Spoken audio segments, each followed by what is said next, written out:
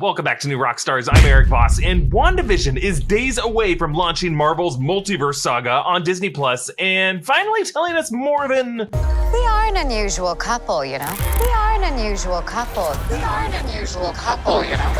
We are an unusual couple, you know. This is going to be a no-spoiler review of the major takeaways among the first reactions to episodes 1, 2, and 3. And since this Marvel story is disguised as a love letter to TV land with alternate genre tropes that weren't initially intended to kick off this phase of superhero movies and series, I thought it would help for prospective viewers to know what you're getting into. Now again, no spoilers here, though I will be doing some theorizing and speculating that's going to echo the Marvel Comics storylines and characters that have been long speculated to appear in this show. So if you don't want to know anything, maybe don't go on social media. Take personal responsibility for yourself. Anyway, takeaway 1, and I consider this to be the big question for you diehard Marvel fans. WandaVision keeps its mysteries a mystery at first. If you consider the 9-episode season of WandaVision in 3 acts, these first 3 episodes are kind of Act 1, and they really serve to set up the visual rules of this world, but really just hint at the dark truths underneath. So at this stage, we don't really know anything. Collider's Stephen Weintraub agrees, saying 1, 2, and 3 only give you a hint to what is really going on. Paul Bettany has said that the final 3 episodes, 7, 8, and 9, will be the turn where all is revealed, and the series moves on from rapid progression through the sitcoms of the decades to more of a sober Avengers-style conflict. And to really get your purple pieces moving, Bettany also dropped this infinity gem in his interview with Black Girl Nerds. There's stuff that I can't talk to you about. It's going to be a surprise for everybody. I get to work with an actor that I've been wanting to work with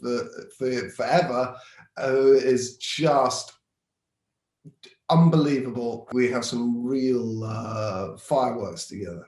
Hopefully it's Mephisto. I need this win. But before I continue, I want to thank our friends at Keeps for sponsoring this episode. Losing your hair can be a bummer, folks, especially if it's involuntary and not because of your quest to become more aerodynamic. 2 out of 3 guys will experience some form of male pattern baldness by the time they're 35. With Keeps, it is easier and more affordable to get treatment for your hair loss and help you keep the hair that you have. Keeps offers generic versions of the only 2 FDA-approved hair loss products out there, but at half the cost of your local pharmacy. What a deal. And you don't have to go to the doctor's office. You can do it all from the comfort of your own home. You just meet with a doctor online and they ship the treatment right to you every 3 months, so you don't have to wait in line at the pharmacy. Find out why Keeps has more 5-star reviews than any of its competitors, and nearly 100,000 men trust Keeps for their hair loss prevention medication. So if you're noticing that you're losing your hair, do something about it, folks. For a limited time, go to keeps.com/newrockstars or click the link in the description to receive 50% off your first order. So in these first 3 episodes, the series is playing things very close to the vest. It's all very coy. They're more about having fun and living in and enjoying the classic sitcom tributes, but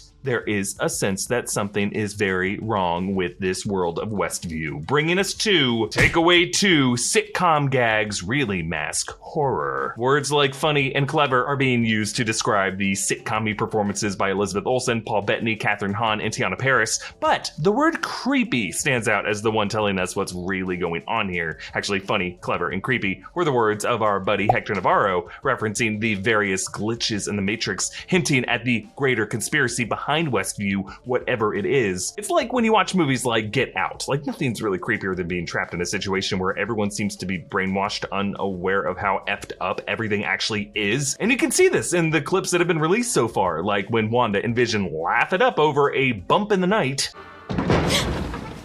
What was that?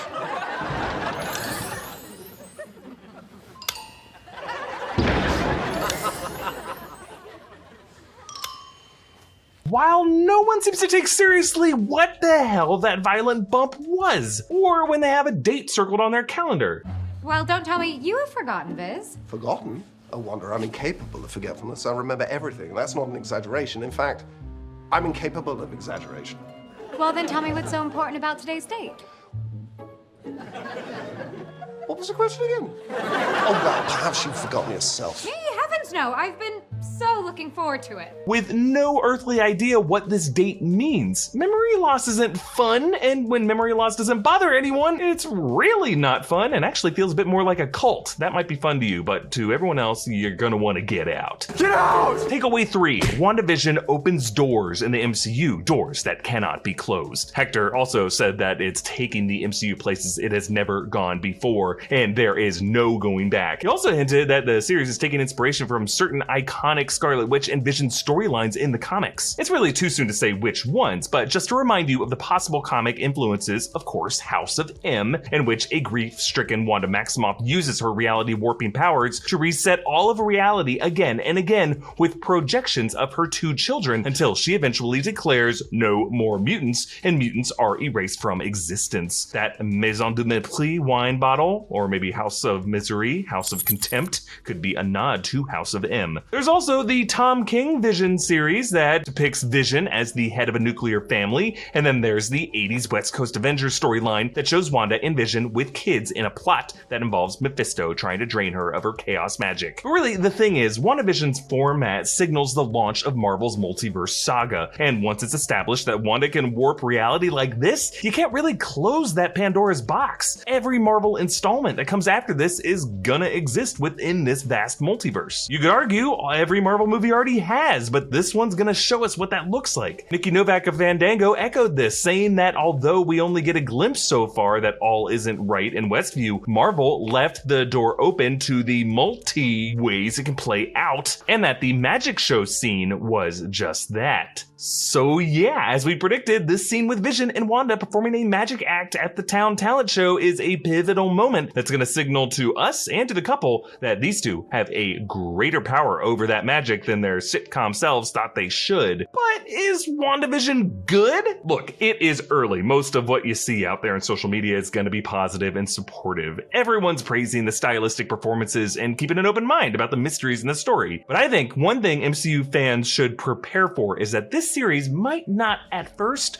feel like it was made for you. So takeaway 4, weird is good. The truth is, folks, that not every Avenger is best served with the same prototypical workshop montage, stumbling power test, and villain with, mirrored ambitions. Characters like Wanda Maximoff are beloved in the comics precisely for the way their minds work, which is why this series is so weird, with such a different format than what we've come to expect from the MCU. Breaking the mold is the only way to tell Wanda's story effectively and properly. Our friend Dorian Parks felt this way too. He called the series weird as hell in a good way. Let's hope hell ends up being a choice word. And over at Fandom, Eric Goldman agreed, saying WandaVision is a weird way to return to the MCU. It wasn't meant to kick it off after all, and it will take some adjustment for typical fans, but to those who just felt all superhero stories can feel the same, here is big proof otherwise. Delightfully trippy and intriguing. Now, a reminder, folks, that we are going to be covering WandaVision with same-day after shows every Friday inside Marvel, followed by my shot-by-shot Easter egg breakdowns the next day. You can celebrate by checking out our new latest obsession shirt, An Unusual Couple. It's got hidden Easter eggs among Vision's floating consciousness revealed via augmented reality. It is so cool. I didn't know shirts could do that. And those who get the shirt can actually write in custom shoutouts that will appear on screen in our Inside Marvel After Show episodes. Meanwhile, Epic Hero Shop has launched their own companion shirt if you care about keeping this unusual couple together, which you should.